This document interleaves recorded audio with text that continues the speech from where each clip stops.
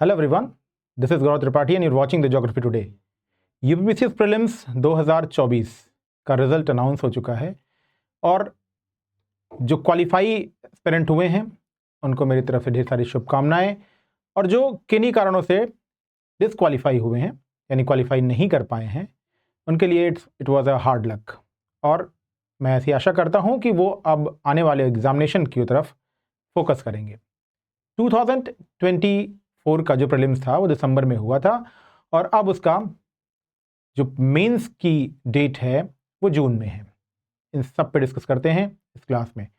Discussion हमारा है कि जो एस्पिरेंट क्वालिफाई कर चुके हैं उनके लिए क्या करना है, जो क्वालिफाई नहीं कर पाए हैं अब उनके लिए क्या करना है। प्रीलिम्स का रिजल्ट अनाउंस हुआ है। ये रिजल्ट 2024 का है, यानी 2025 में एग्जामिनेशन हो रहा है तो एक ईयर ऑलरेडी ये लेट है। इस एग्जामिनेशन में जो रिजल्ट आया है वो इस बार हिस्टोरिक है। पिछले कुछ वर्षों में ऐसा रिजल्ट नहीं आया। ऐसा रिजल्ट का मीनिंग है इतने पोस्ट पे रिजल्ट नहीं आया है। 947 पोस्ट पे और कुल 15,066 एस्पिरेंट को क्वालिफाई कराया गया है, यानी 947 इतनी पोस्ट पे रिजल्ट हाल फिलहाल के वर्षों में नहीं आया है। और इतने बच्चे मेंस के लिए कभी क्वालिफाई इधर नहीं हुए। 2018 में हुए थे तब भी इतना नहीं थे।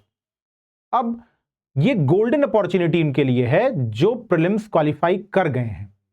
तो उनके लिए कितना टाइम है? जो मेंस एग्जामिनेशन है वो 29 जून को है, यानी अगर हम 15 मार्च के बाद की टाइमिंग को समझें, क्योंकि होली है, कुछ तो खुशी होती है कि हम प्रीलिम्स क्वालिफाई कर गए हैं, फिर फेस्टिवल्स है, घर है, तो ये 15 दिन हम ऐसे ही मान लेते हैं कि शायद आप, या ओवरऑल जो टाइमिंग है उससे 15 दिन को सब्ट्रैक्ट करके बात करते हैं। 15 मार्च से 15 अप्रैल 1 महीना, 15 अप्रैल से 15 मई 2 महीना, 15 मई से 15 जून, और एग्जामिनेशन आपका है 29 जून। तो 3 महीने का एक टाइम आपके पास है, यानी 90 डेज का टाइम आपके पास है। और इस 90 डेज में आपको अपनी पूरी प्रिपरेशन करनी है। यानी कितना करना है आपको? 6 पेपर, जिसमें 2 यूपी के पेपर हैं और 4 जो ट्रेडिशनल हैं।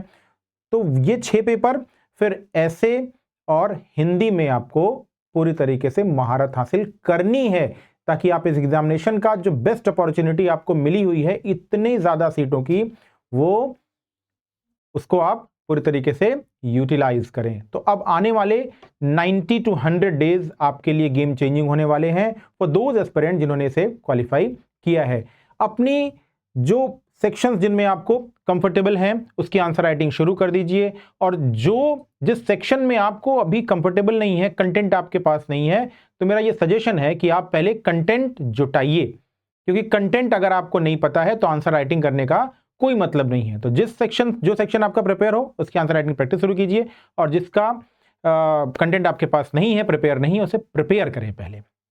अब ऐसे एस्पिरेंट जो क्वालिफाई नहीं कर पाए हैं, ऐसे बहुत सारे एस्पिरेंट्स हैं, ज्यादा संख्या ऐसे ही एस्पिरेंट की है जो क्वालिफाई नहीं कर पाए हैं, लेकिन मैं उन एस्पिरेंट को फोकस कर रहा हूं, या ये जो सजेशन है वो उन एस्पिरेंट के लिए है जो बहुत करीब थे या जिन्होंने एफर्ट अच्छा किया, लेकिन एग्जामिनेशन में प्रेशर के दौरान या कुछ जो सिली मिस्टेक्स होती हैं उससे, या ह्यूमन एरर्स होती हैं उससे, वो क्वालिफाई करने से चूक गए। अब उनके लिए क्या अपॉर्चुनिटी है? उनके लिए पीसीएस का जो प्रीलिम्स एग्जामिनेशन है वो 12 अक्टूबर 2025 को होने वाला है। ये ज्यादातर एस्पिरेंट सोच रहे हैं कि अभी 12 अक्टूबर है, उन्हें अक्टूबर दिख रहा है, लेकिन जब हम इस अक्टूबर को एक मंथ वाइज डिवाइड करेंगे तो हमारे पास 8 मंथ का टाइम मिलता है, 8 महीने। और जब आपका सिलेबस ध्यान से देखेंगे तो इसमें 5 बिगर सेक्शन है, हिस्ट्री, ज्योग्राफी, पॉलिटी, इकोनॉमी और साइंस, ये 5 सेक्शन हो गए। फिर इतने ही सेक्शन, सब सेक्शंस होते हैं, जिसमें करंट अफेयर्स है, इकोलॉजी एनवायरमेंट है, यूपी स्पेशल है, डेमोग्राफी है, और एग्रीकल्चर जैसे सेक्शन इसी सेक्शन में है। तो एक बड़ा 10 सेक्शन का सेक्शन आपको प्रिपेयर करना है, रिवाइज करना है, परफेक्शन की तरफ ले जाना है, ताकि जो गलती आपसे अब हुई है वो 12 अक्टूबर को ना हो। तो जो एस्पिरेंट क्वालिफाई नहीं कर पाए हैं उनके लिए आने वाले 8 महीने गेम चेंजिंग हैं, और अब आपको इस डिसक्वालीफाई वाले रिजल्ट को चेंज करना है। सीटों पे अभी फॉर्म सबमिट कराए जा रहे हैं और जब तक रिजल्ट आएगा, यानी 2026 की जनवरी तक रिजल्ट आएगा, तब तक ये जो संख्या है वो बढ़ के 500 के आसपास होगी, यानी एक हेल्दी रिजल्ट आएगा। सो आने वाला जो 2025 का 12 अक्टूबर है वो भी एक अच्छी सीटों पर रिजल्ट को लेकर आएगा। तो आप सबको बहुत सारी शुभकामनाएं, जिन्होंने क्वालिफाई किया है अब जुट जाइए। आने वाले 3 महीनों में पूरे सिलेबस को सेक्शन वाइज और अपनी जो एफर्ट है उस एफर्ट और आपको कौन सा सेक्शन ज्यादा अच्छा आता है उस वाइज से डिवाइड कीजिए। मतलब जो ज्यादा अच्छा आता है उसको एक तरफ रखिए, जो आपको प्रिपेयर करना है उसे दूसरी तरफ, और जो आपको एकदम नहीं आता है उस सेक्शन को तीसरी तरफ, ताकि आपको यह तो पता लगेगा कि हमें काम किस दिशा में करना है, किसकी आंसर राइटिंग शुरू करनी है, किसका कंटेंट प्रिपेयर करना है, और किसको अभी फिलहाल हमें थोड़ा सा ठंडे बस्ते में रखना है या जिसकी बुक से स्टडी करनी है, जिसका कॉन्सेप्ट बिल्डिंग करना है। तो ये पूरी स्ट्रेटजी के साथ आप आने वाले 3 महीनों में प्रैक्टिस करें और 29 जून को आपका पेपर होने वाला है, उस 29 जून के पेपर के लिए पूरी तैयारी करें। ठीक है, तो आज के इस वीडियो में इतना ही। नेक्स्ट वीडियो में हम फिर मिलेंगे। आप सभी को शुभकामनाएं, और जिनका क्वालिफाई नहीं हुआ है वो निराश होने से ज़्यादा अच्छा है, निराशा तो हाथ आती ही है, निराश होते भी हैं हमें कि हमने एफर्ट किया है, लेकिन अब इस निराशा को आशा में चेंज कीजिए, ज़्यादा परफेक्ट तैयारी कीजिए और पहले ये आइडेंटिफाई कीजिए कि किन गलतियों से मेरा रिजल्ट पॉजिटिव की जगह नेगेटिव हो गया।